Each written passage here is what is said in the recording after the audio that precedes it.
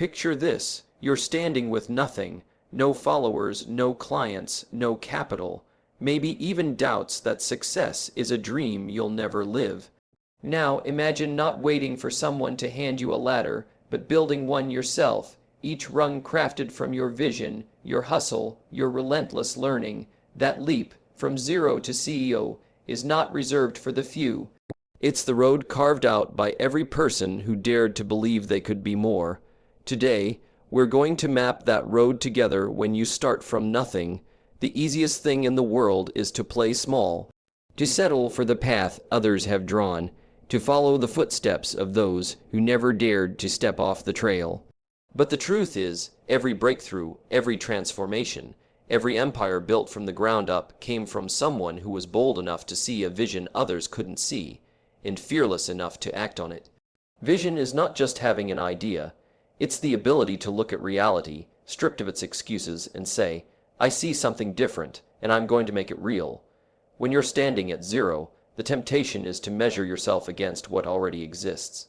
You look at competitors with funding, experience, networks, and power, and it feels like you're years behind. But that's the trap. Radical vision is not about comparing yourself to what's already built. It's about imagining what hasn't been built yet. The greatest opportunities are never in what exists. They are in what doesn't. They are in the gaps, the overlooked, the dismissed. Radical vision means you don't just aim to play the game, you're willing to change the rules. But vision on its own is worthless without change.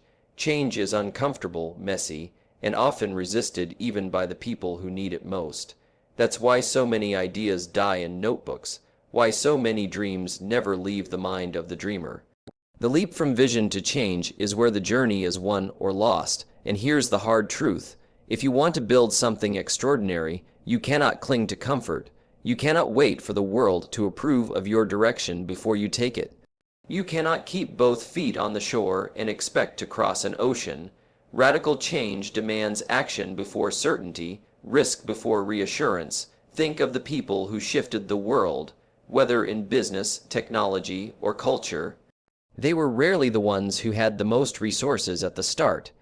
They were the ones who could see further than others and were willing to burn the bridge behind them once they decided to move forward. They traded short-term comfort for long-term transformation. That's the price, and the reward is everything. Radical vision also requires you to see beyond yourself. It's not just about what you want to build. It's about how that vision will create change for others. Because the bigger the change you bring, the bigger the movement you create. If your vision only serves you, it will always be limited. If your vision serves others, people rally to it. They feel part of it. They give it life beyond your own capacity. That's when vision becomes legacy. But let's be real. Most people won't understand your vision in the beginning. They'll doubt you, question you, maybe even laugh at you. That's normal. They're not supposed to see it, yet. They're not supposed to understand, yet. Visionaries are often called crazy before they're called genius. Your job is not to convince everyone in the early days. Your job is to stay committed long enough that the results speak for themselves. Remember this: silence the noise, trust the process, and let the work do the talking. Here's what most people miss. Radical vision is not a one-time event. It's not just about having one big idea and chasing it forever. True vision evolves. It grows as you grow, as the world shifts, as opportunities appear. Radical change is not just external, it's internal. You will need to change the way you think, the way you operate, the way you lead. If your vision stays big but you stay small, nothing happens. For the vision to grow, you must grow. For the world to shift, you must shift. And yes, the process is hard. It will test your patience, your resilience, your courage. It will ask you to risk comfort, reputation, even failure. But what's the alternative? Living safe, small, and unnoticed. Radical vision is the antidote to mediocrity. Radical change is the proof that you refuse to settle. The truth is, everyone has ideas. Everyone sees problems in the world, but few act, and even fewer act radically. That's the difference between those who stay at zero and those who become leaders. The leap doesn't come from resources, it comes from vision. And the transformation doesn't come from dreaming, it comes from change. So ask yourself, are you willing to see what others can't? Are you willing to act when others hesitate? Are you willing to embrace the discomfort that comes with change? If you are, then you're already on the path. You don't need to wait for permission. You don't need to wait for the perfect timing. You need to start now, with vision in your mind, courage in your heart, and the relentless pursuit of change in your hands. Because in the end, it's not about where you start. It's about how bold your vision is, and how radically you're willing to change to bring it to life. That's the difference between staying at zero and becoming everything you were meant to be. When you set out to achieve something greater than yourself, one of the first walls you'll crash into is your own mind. Not the market, not the lack of resources, not even the doubters around you. The biggest limitation is the belief that you already know enough. The moment you believe you have nothing new to learn, you stop growing. And the moment you stop growing, everything you've built begins to stagnate. Open-mindedness isn't just a nice quality. It's a survival skill for anyone who wants to rise above average. Growth doesn't come from repeating what you already know. It comes from embracing what you don't. It comes from letting go of the need to be right and choosing instead to be curious. When you're building from zero, you don't have the luxury of arrogance. You can't afford to be the smartest person in the room. You need to be the most adaptable, the most willing to listen, the one who can take feedback without letting ego shut the door. That humility, paired with hunger, creates unstoppable momentum. Most people reject new ideas because they challenge their identity. They've built their sense of worth around being correct, so when someone points out a blind spot or a better way of doing things, they defend instead of learn.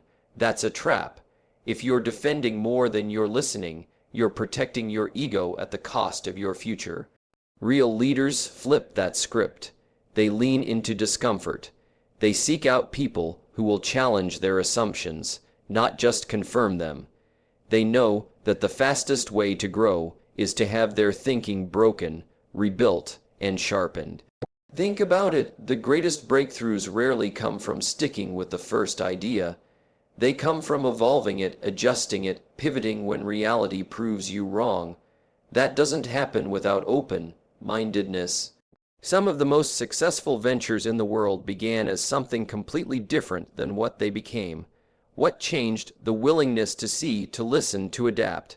That's the power of being open, not attached to one rigid path, but committed to the ultimate goal. It's easy to say you're open-minded when things are going well, but the real test comes when things fall apart. That's when most people shut down, blame circumstances, or double down on a failing approach. But if you can keep your mind open in the middle of failure, that's where growth accelerates.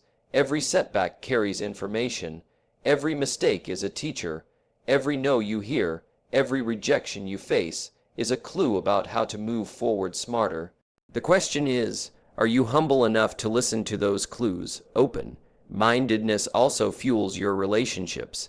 No one builds anything great alone. You need mentors, advisors, partners, a team. But here's the thing. If you're not open to perspectives different from your own, you'll never unlock the full potential of those around you.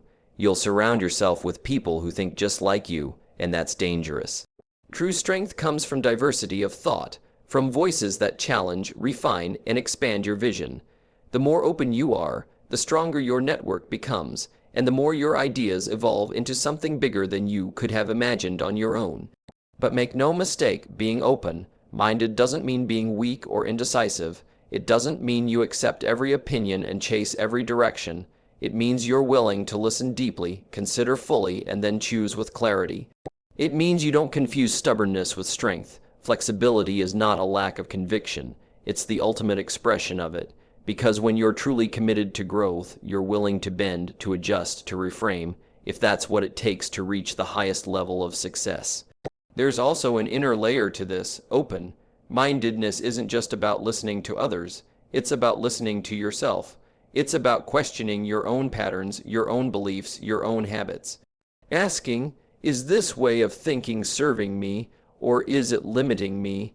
That inner curiosity unlocks transformation, because the truth is, the biggest shifts often come from inside when you allow yourself to think differently about what's possible, about who you are, about what you're capable of. The irony is, the more open you are, the stronger you become. People think holding on tightly makes them powerful, but in reality, the most adaptable survive. The ones who can change course without losing direction, who can update their beliefs without losing identity, who can accept being wrong today in order to be right tomorrow, those are the ones who keep rising while others fade away. So ask yourself this: are you clinging to the comfort of being right, or are you hungry enough to be wrong in the service of growth? Are you shutting out voices that challenge you, or are you leaning into them with curiosity? Are you defending your limitations, or are you opening doors to new possibilities? The answer to those questions will decide how far you go. Because in the end, the journey from nothing to greatness isn't powered by knowing everything. It's powered by the willingness to learn anything. The more open your mind, the wider your path, and the wider your path, the greater your growth. Success doesn't arrive in a single moment. It doesn't knock on your door one morning and hand you everything you've been dreaming of. It's not the result of one big decision or one lucky break. It's built piece by piece through the invisible routines that shape who you are every single day. Habits are not small details of your life. They are the foundation of it. And the truth is simple. You don't rise to the level of your goals. You fall to the strength of your habits. Most people chase outcomes. They want wealth, freedom, impact, recognition. They focus on the highlight reel, on the results they see in others. But what they don't see are the daily disciplines behind those results, the unglamorous repetitions, the sacrifices, the systems running quietly in the background. That's where greatness is built. If you want to transform your life, don't just dream bigger. Build the habits that make those dreams inevitable. The difference between someone who stays stuck and someone who breaks through is rarely talent or intelligence. It's consistency. It's the ability to do the right things repeatedly, even when no one is watching, even when it's boring, even when motivation is gone. Motivation may get you started, but habit keeps you going. Motivation fades, but discipline compounds. Every day, you act in alignment with the person you want to become. You carve deeper grooves into your character. Eventually, those grooves form the path you walk without even thinking. It starts small. Too many people wait for the perfect system, the perfect routine, the perfect moment. But the truth is, habits are built in motion, not in theory. Wake up a little earlier, read a few more pages, make that one call, take that one step. Small actions, done daily, compound into extraordinary results. The key isn't size, it's consistency. A small daily habit beats a massive effort done once and abandoned. It's not about what you do occasionally, it's about what you do relentlessly. But habits aren't just about adding things, they're also about removing the things that hold you back. Every destructive habit has a cost: scrolling endlessly, avoiding hard work, numbing discomfort instead of facing it. Those aren't neutral choices. They're bricks added to the wall standing between you and your vision. You can't build a new future while clinging to old patterns. Growth requires subtraction as much as addition. Sometimes the most powerful habit you can build is the discipline to stop doing what keeps you stuck. And here's the truth most people don't want to hear. Habits will feel uncomfortable at first. Change always does. Waking up earlier, exercising discipline, saying no to distractions. It all feels unnatural in the beginning. That's because you're rewiring your identity. But the discomfort of building new habits is temporary, while the cost of staying the same is permanent. Pain is inevitable either way. You choose whether it's the pain of discipline or the pain of regret. The beauty of habits is that once they're installed, they work for you. You no longer need to use willpower every day to push yourself. The system takes over. Think of it as compound interest for your life. One disciplined choice leads to another. One small win builds confidence for the next, and over time the effect multiplies beyond what you could imagine. People will look at your results and call it talent, luck, or opportunity. But you'll know the truth. It was habit, built in silence, revealed in success. There's also an identity shift that comes with habits. Every time you follow through on a commitment to yourself, you prove to your mind that you are that kind of person. You're not just someone trying to run. You are a runner. You're not just someone forcing discipline. You are disciplined. Identity is reinforced by repeated action, and action is reinforced by identity. That loop is how lasting transformation happens. If you want to predict your future, don't look at your dreams, look at your daily routines. What you do repeatedly is who you become. Habits create character, and character creates destiny. It's not the big things once in a while. It's the small things every day. And if you want to build a future worth living, you must first build the habits that shape the person who can live it. So ask yourself, are your current habits aligned with the life you want, or are they quietly pulling you away from it? Are you building a system that supports growth, or one that keeps you stuck? The answer is already writing your story. Habits are not optional. They are the invisible architecture of success. Build the habits that build you, and the life you want will no longer be a question of if, but when. There are only so many hours in a day, only so much energy in your body, only so much effort you can pour into the grind. If success depended purely on effort, the hardest working people in the world would always win. But the truth is, effort alone doesn't scale. What separates those who remain stuck in the grind from those who break through is understanding leverage, how to multiply impact so that every ounce of energy produces more than just a single result. Leverage is the secret to bending time in your favor. It's how you take one action and make it echo far beyond the moment you put it in. Without it, you're trapped in linear growth. 1 unit of effort equals 1 unit of result. With it, you create exponential growth. 1 unit of effort equals 10, 100, even 1,000 units of result. That's the difference between building a job and building an empire. Think of it this way.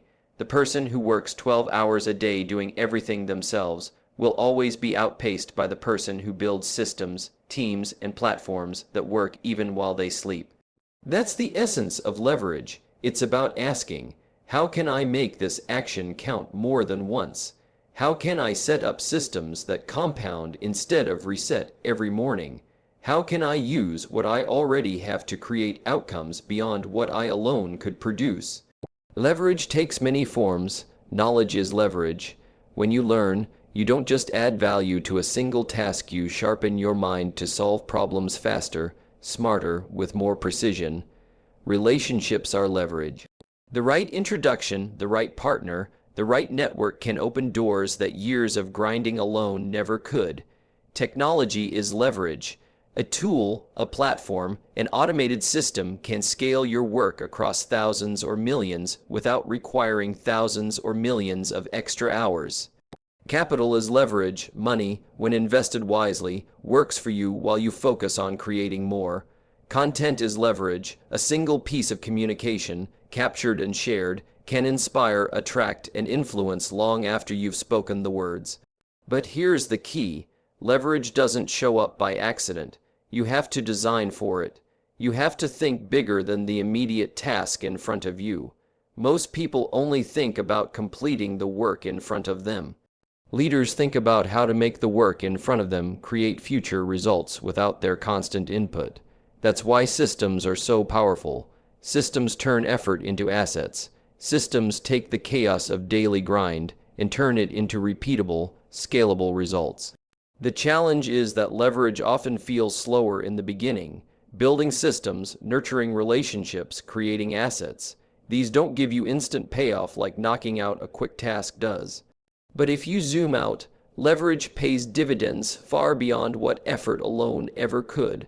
A person stuck in the grind feels productive today, but exhausted tomorrow. A person building leverage may feel like progress is slow at first, but in time they find themselves moving at speeds others can't even comprehend. Leverage also forces you to confront your ego. Many people resist it because it requires trust. To build leverage through people, you must delegate. To build leverage through technology, you must let go of doing everything manually. To build leverage through knowledge, you must admit you don't know everything. The ego craves control, but control without leverage becomes a prison. You may feel safe doing it all yourself, but you'll never break free of the limits of your own capacity. The ones who rise are the ones who are humble enough to let go and smart enough to multiply. At its core, leverage is about compounding. The first time you do something, it feels small, but the second, third, 100th time, when you've built a system around it, it grows beyond what you could ever create alone. Think of a seed.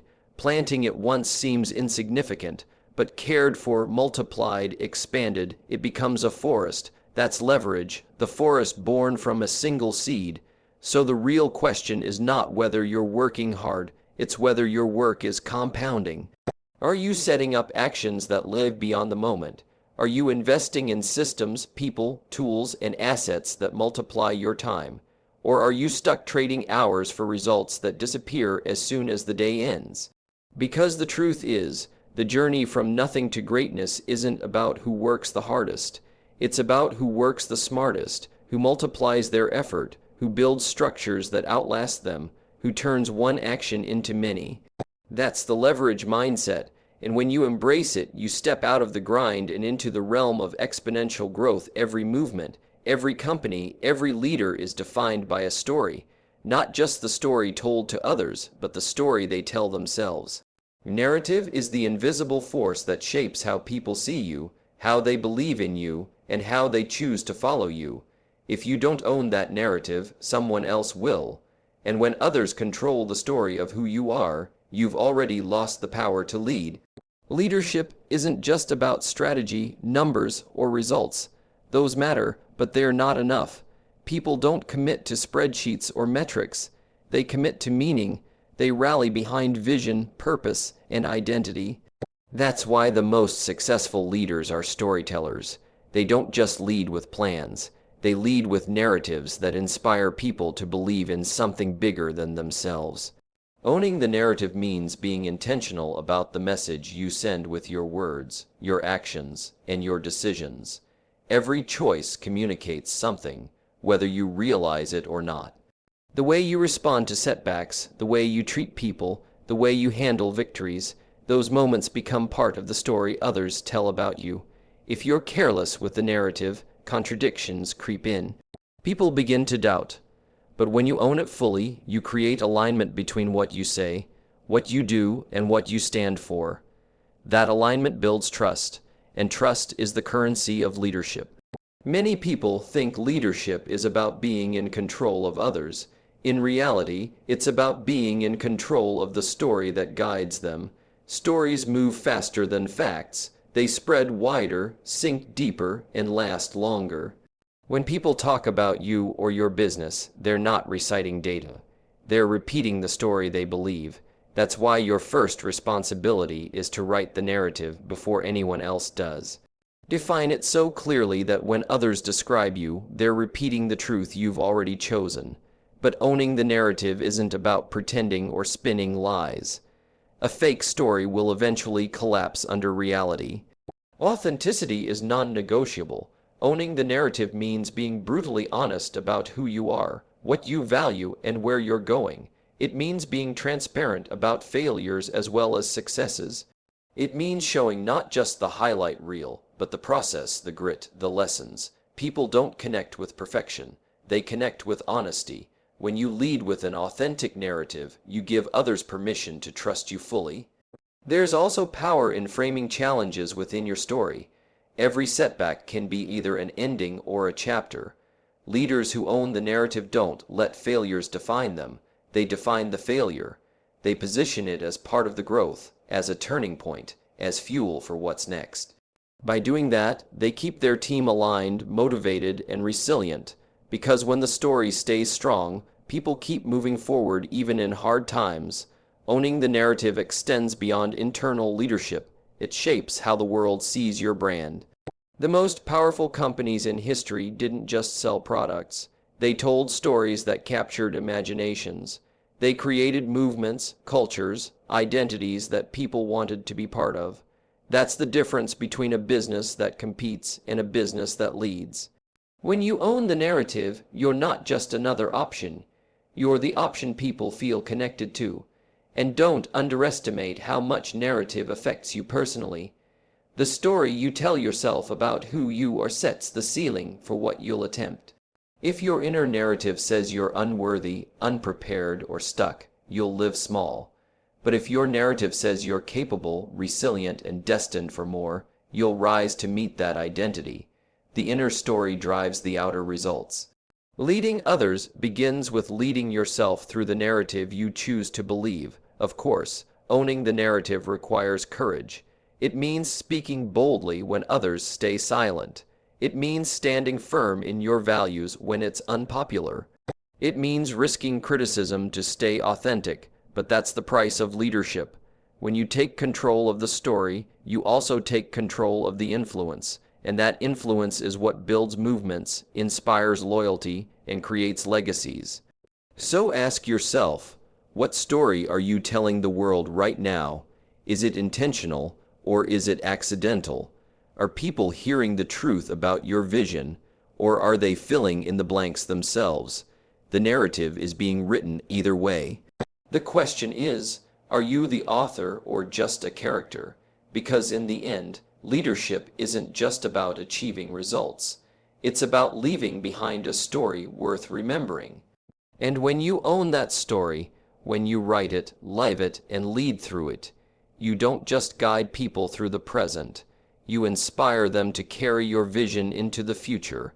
That's the kind of leadership that lasts. You started as zero. Right now, you still might feel like zero, and that's the greatest place to begin, because zero isn't nothing, it's potential. What if from zero became your superpower?